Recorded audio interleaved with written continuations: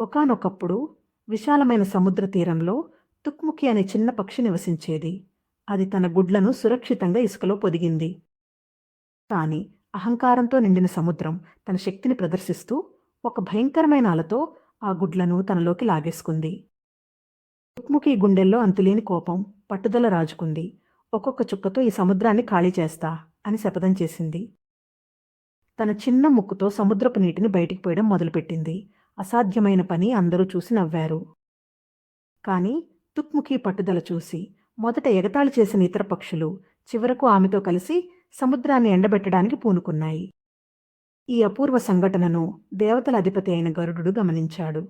ఆ చిన్న పక్షుల అచంచలమైన సంకల్పానికి ఆశ్చర్యపోయాడు.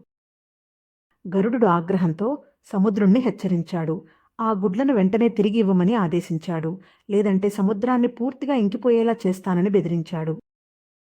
శక్తివంతమైన సముద్రుడు దైవశక్తికి, ఆ చిన్న పక్షుల ఐకమత్యానికి లొంగిపోయి భయంతో గుడ్లను తిరిగి ఇచ్చాడు. చిన్నదైనా పట్టుదలతో, ఐకమత్యంతో ఏ అసాధ్యాన్నైనా సాధించవచ్చని ఈ కథ నిరూపించింది.